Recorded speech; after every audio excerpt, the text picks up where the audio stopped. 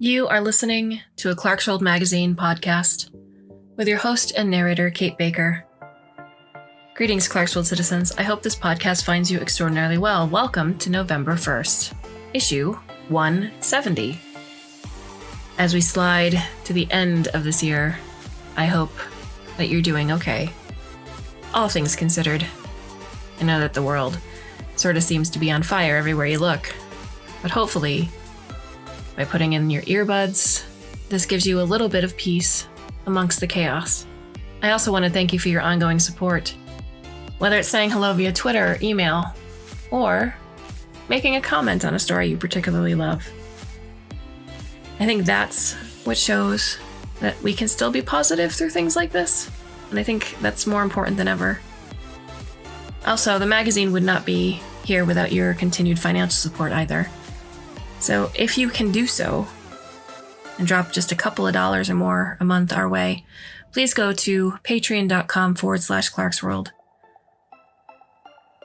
So our first story for the month of November is titled The Land of Eternal Jackfruits and is by Rupsa Dey. Rupsa Dey is an Indian author who believes in the power of language and cats and is only allergic to the latter. She believes that the boundaries of language need to break in order to accommodate the human experience. Then she must direct herself to that purpose.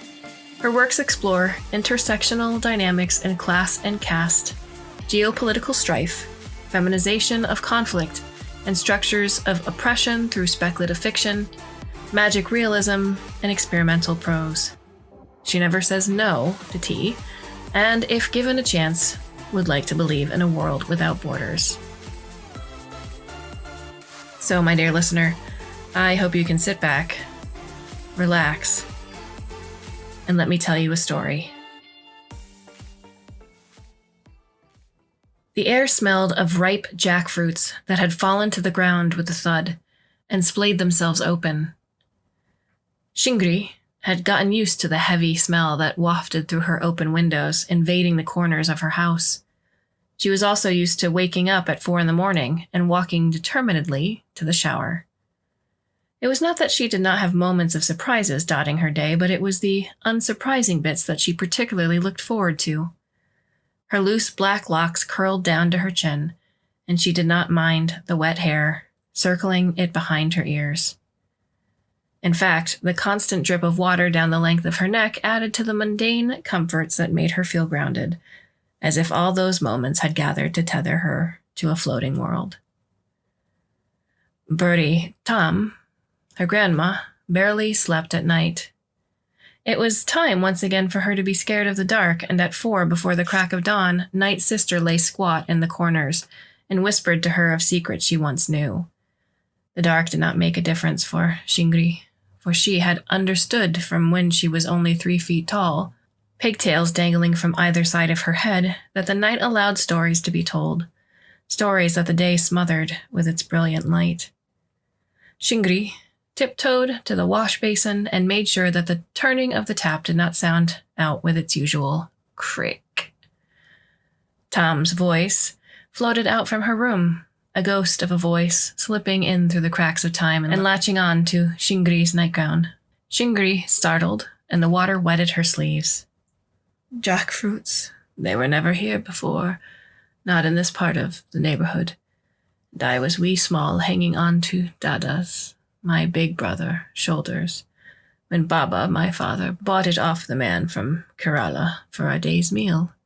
You would think that these are all stories, but I loved him, the man with the stories, carrying seeds of jackfruit in his pockets. He had delicate hands. Dada made fun of them, but those hands knew how to tend plants, and when in summer the jackfruits. Burry, Tom's thin voice cut through the dark, and Shingri wondered if Tom had slept at all. Her stories keep her awake, she thought. She had wondered for a long time if half of the stories were true. She had heard these stories before and knew that she would hear them again. Sometimes the names in the stories would change. Sometimes characters fed on the other characters, and a river of stories burst out of Tom's mouth, restless, like the ones after monsoon that broke dams. She had never seen that happen, of course. Rivers were a thing of the past.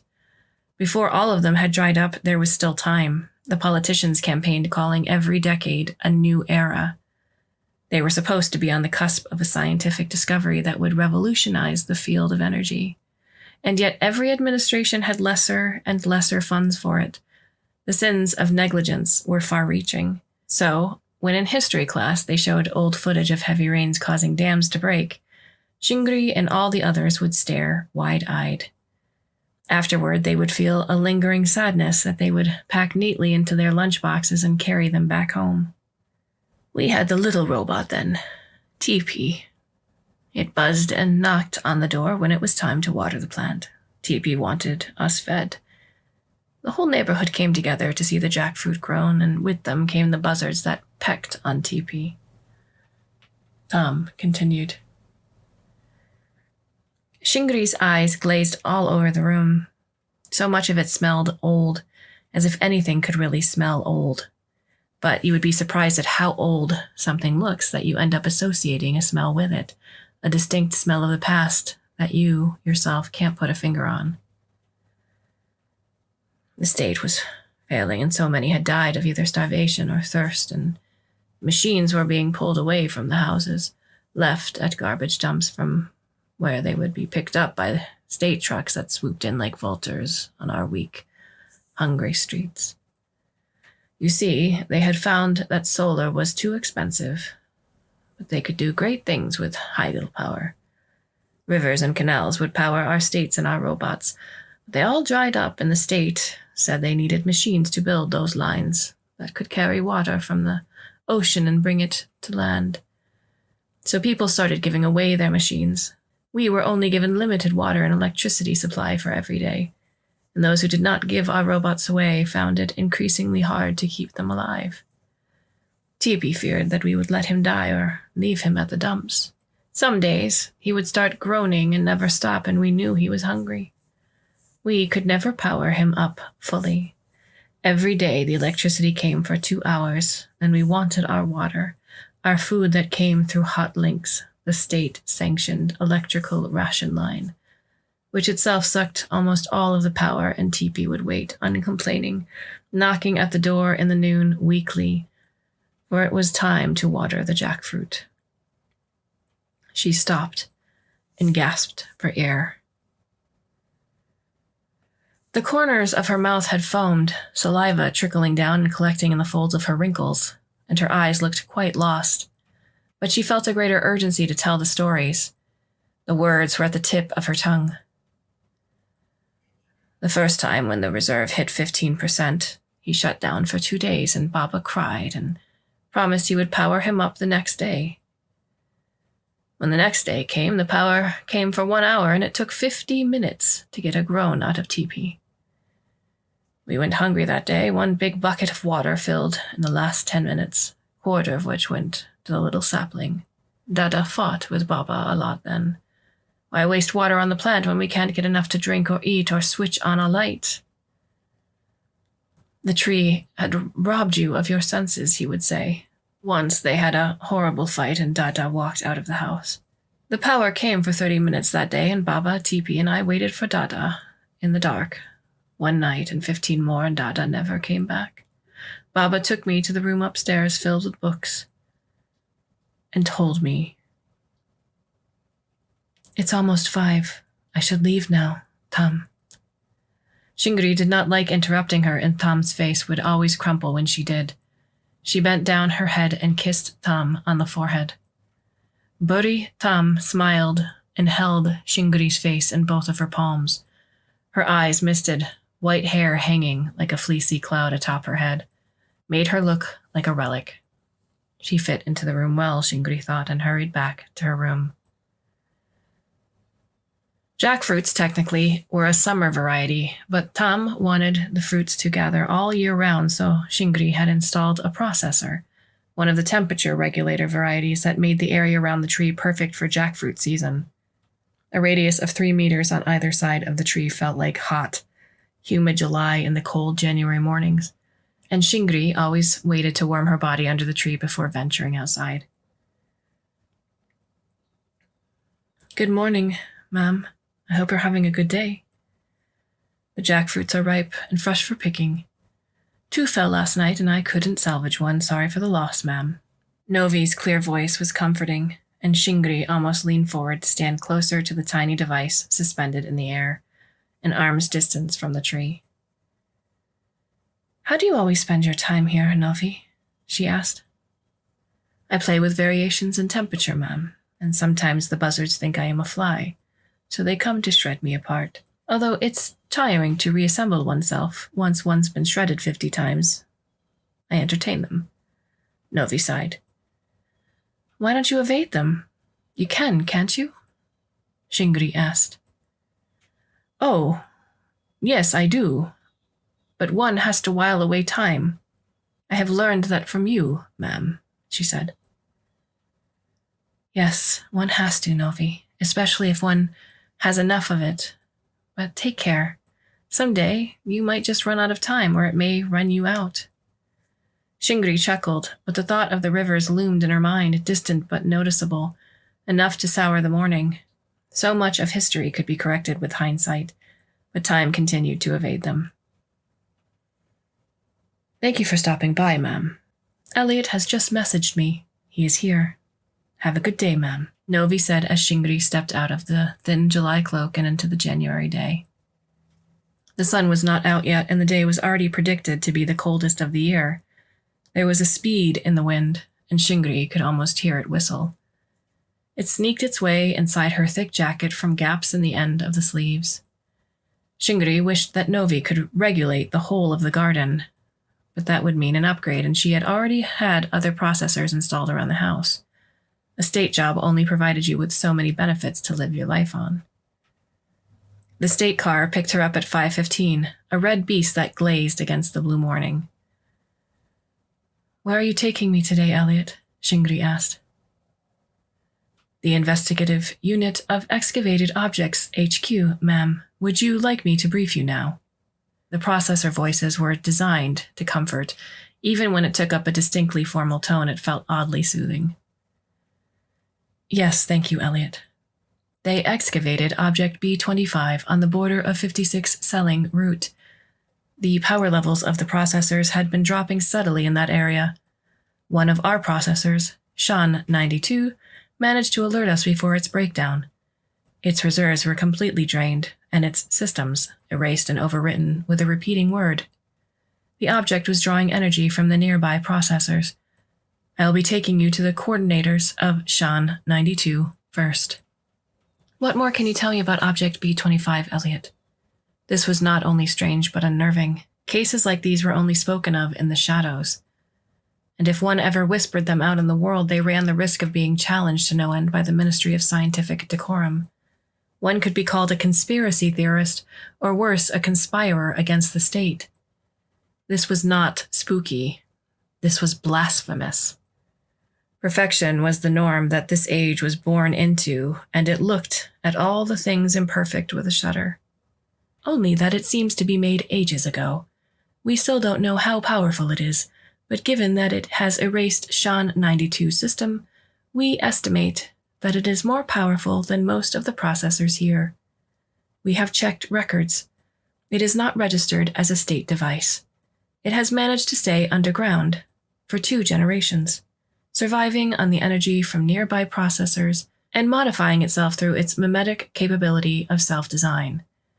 We consider it a national threat, for it has in its store the memory and information of all the processors it must have overpowered and overwritten. And one more thing, ma'am. Yes, Elliot? It is man-made, or was when it first came into being. Shingri sat quietly unmoving. 3 generations ago, when the starvation struck, man made the robots. Shingri almost felt dirty calling them robots, a slang term, which the processors took offense to. They create themselves now, pro-breeding they call it, a new race that had not only come to life but mastered it. They never saw the horrors of overbreeding, but they knew all about it. Control and precision were in their nature, and human life was as much controlled by theirs as was their own. Elliot drove well within the bounds of the state limit. They reached the IUHQ in under 5 minutes. Shingri was first taken to the coordinators of Shan 92.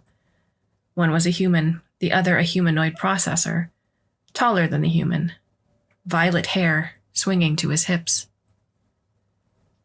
He had beautiful eyes, and his shirt revealed a hint of a rising cleavage. Shingri extended a slightly nervous hand toward him. Or was it her? She wondered what gender to address the processor by. Her years of research told her that gender wasn't significant at all for them. They could choose their body parts. They could program them to look different every day. Gender did not dictate the processor life, but they chose it at times for convenience of interaction with the humans. Hello, I'm Shinta. I am the pacifier that you'll be working with. You may also address me by Shingri, she said, giving a little smile. She did not want them to know she was perturbed, although she would be well within reason to be. He held her hand gently in his and smiled at her. Hello, Doctor. I am Aeong, and this is Mr. Ray. We've been told you are one of the best pacifiers in the country. You coax answers out of anyone, especially out of processors, and make them eager to want to die the true death. The humanoid processor took in her face. She knew the scans that Aeong would run now. I make the journey easier, she corrected him. Did you take offense, Doctor? Aeong asked, still holding on to her hand. I understand where the sentiment comes from, Shingri smiled. They let go of her hand, and the sudden lack of the warmth of his hand on her skin made her realize that he had been slowly taking her unease away. She looked up at them again. We try to pacify too, Aeong smiled slyly and led the way to the lab. Doctor, their memory has been erased. All they knew is gone, and there's only one word they will utter now. It was never built into the program. Shan 92 never encountered it, which makes us consider that it was left by Object B-25, the other coordinator said. Shingri had worked with him before. The man was notorious for taking complete control over an investigation. What's the word, Mr. Ray? She asked.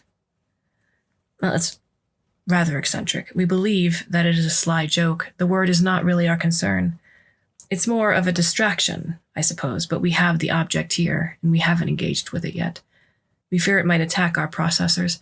Retrieving the information is of utmost importance, Doctor, Mr. Ray said. I would like to be alone with it. If all of us go together, it might be perceived as a threat by the object, Shingri said. No offense, Doctor, but I don't think you have enough knowledge about the object or the working of its mind yet, Mr. Ray said, his smug voice curling around Shingri's neck like a cat's tail, threatening to stifle her.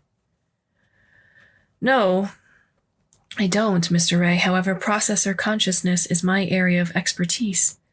So if you will please allow me to do my job, I would like to complete it as soon as possible and file my report, she said. No, I don't, Mr. Ray. However, processor consciousness is my area of expertise. So if you will please allow me to do my job, I would like to complete it as soon as possible and file my report, she said, unbothered that the impatience was clearly showing in her voice. Mr. Ray's brows furrowed, but he quickly gave in to resignation. Aeong still eyed her, amused. Just one thing, Doctor. Aeong held up his hand. We would like you to sign a confidentiality agreement. I don't understand. My report has to be filed, and as you clearly know, it can be accessed by other professionals in the field. It is a common protocol in my line of work. Her voice was stern, and Aeong caught onto it. We have obtained permission from the Department of Public Records. They understand the kind of threat that this particular case poses for our world. You see, this information can be used to revive excavated, man-made objects that are in sleep. It can be used against processors and threatens to destabilize your world as it does mine. We don't want another race war. That kind of stupidity is just beneath us. Aeong's voice was perhaps too soothing, or it tried to overpower her. The words that Aeong uttered had been so... What you are saying, it almost sounds... Shingri's voice sounded strained to her own ears, and she wondered if she was about to accuse a processor of harboring thoughts that the state was always too keen to crush so heavily down upon. What happens when you think of something that the state tells you not to think? Like a conspiracy? We are aware. The department is taking the threat seriously.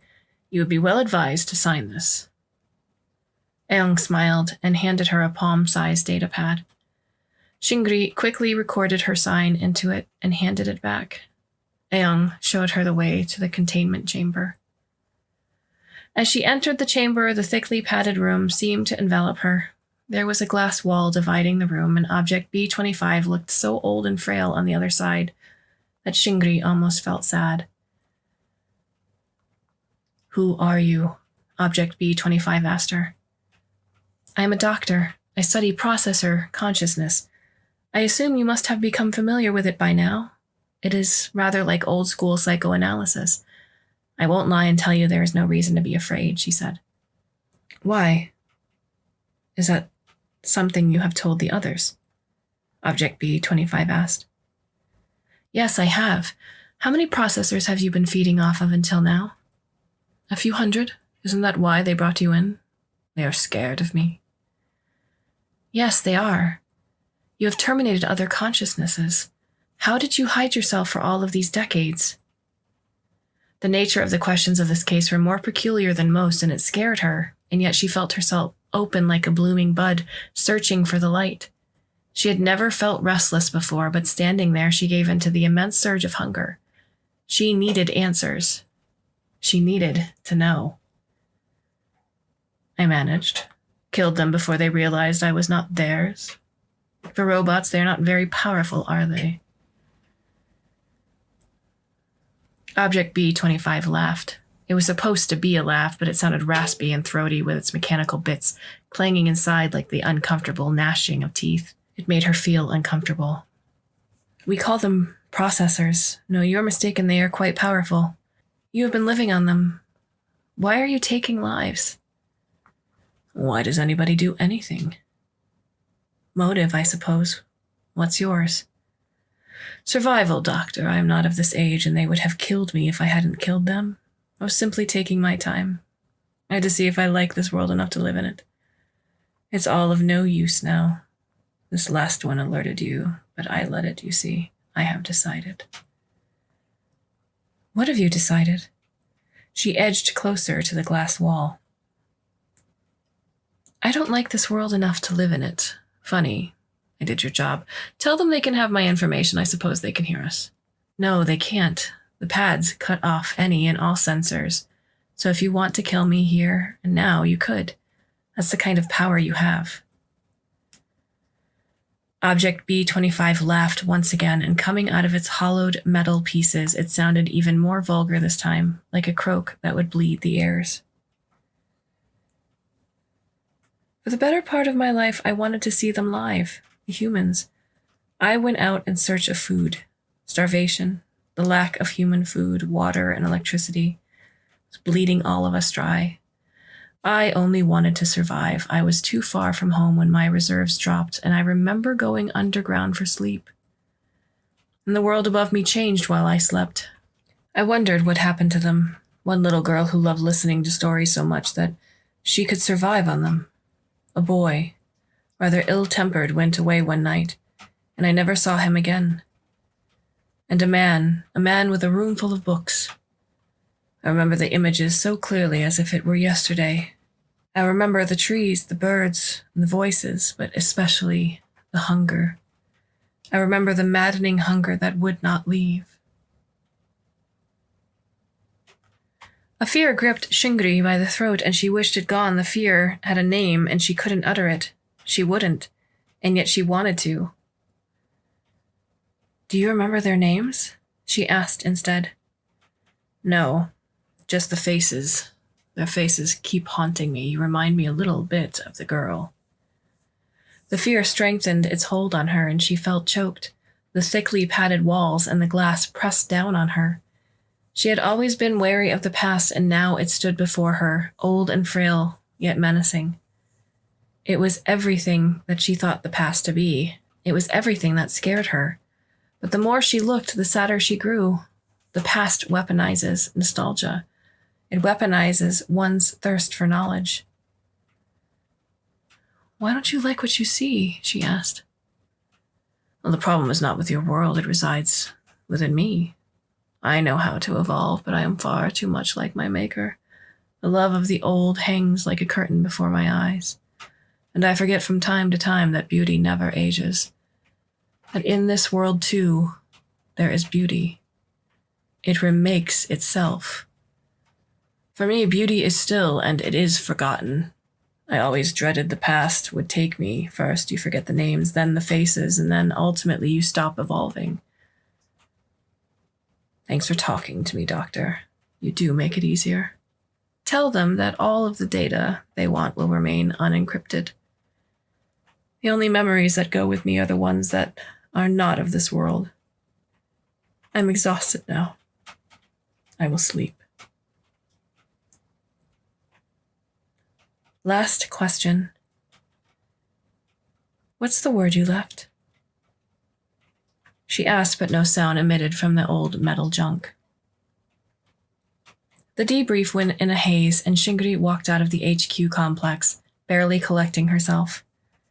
Elliot asked her if she was okay. She did not answer.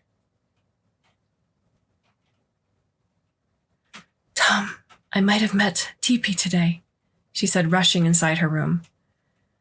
Birdie, Tom's eyes swept over her. Not a hint of recognition was in them. "Is it you?" she asked after holding her face for a long time. "Wasn't Teepee ours?" Shingri pressed on. "I don't really know.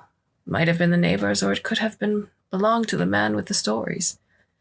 He told me so many stories I never knew one from the other, or story from real." She fell back and slept.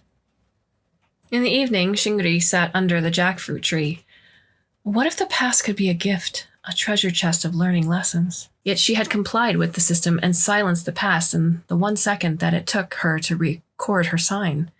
The dangers of the past can be weaponized, especially fragments of it. The fragments that would lead her to discover some half-truth could very well end with pogrom for others, more so because of the other side of that truth would be out of reach. A fractured truth was vastly different from what is true. Forgotten, Object B25 had stated. "You've heard the story, haven't you, Novi?" Her voice was choked. Anger filled her heart, for she didn't know quite why the tears stung at her eyes. Perhaps it was forgetting, the realization that it might come for her too. She delivered processors to the very steps of forgetfulness, forgetting oneself, or true death. "Yes, ma'am." Her Baba took her to the room upstairs and told her that one day, when they would be gone, the jackfruit tree would remain in memory of Teepee and would bear witness that their nights were never spent in hunger again. They would always have something to eat. It was his way of finding resolution, ma'am, with Teepee. Novi's last words coaxed more tears out of Shingri. "Is any of it real?" she asked. "One cannot know, ma'am. I have only ever heard of it from her, that too from beyond the walls of the house. She murmurs to herself all throughout the day, one story after the other," Novi said and buzzed, alerting her of an incoming message. "Message from processor Aeong. Word left by B25 is Kantha 1. We traced it to a local name for jackfruits. You owe me dinner, Doctor. Good evening." Aeong's voice floated to her through Novi, and she could almost imagine him wink as he said the word dinner. Processor food or electricity was not something Shingri was eager to try. She smiled a little. The joke provided distraction. Then she let a sob escape her throat. She did not need to trace the word to know the local tongue. "Are you quite all right, ma'am?" Novi asked. Shingri looked up at the ripe jackfruits. They were a summer variety, and yet they were more real than the stories in their enormous ripefulness on the coldest day of January. If there existed curtains, she had raised them long ago. She found strength in the winter air and the wisdom that thrived for ages and made jackfruits grow. Yes, now I am, she sighed. She stepped out of the warmth and stood in silence as the cold shrouded her. An anchor that a ship had flung from a distant past severed itself from the present and loomed in the space for a future generation to discover it. With time, memories of pain would ease away into forgetfulness. True death, Shingri knew, would come for everyone. But as long as she lived, she would do her job. She would make it easier. Thank you for joining us for this first story of November. We have 6 more stories coming to you for issue 170. I do hope you can come back and listen, should you so choose. And if you have any comments that you'd like to make on the story, please do so. We love to hear feedback. Go to Clarkesworldmagazine.com, or if you don't feel like publicly making a comment, you can do so at the About Us page, where all of our contact information is listed.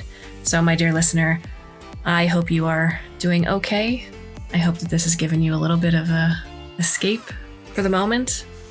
And until we meet again, I bid you a very fond and hopefully very temporary farewell.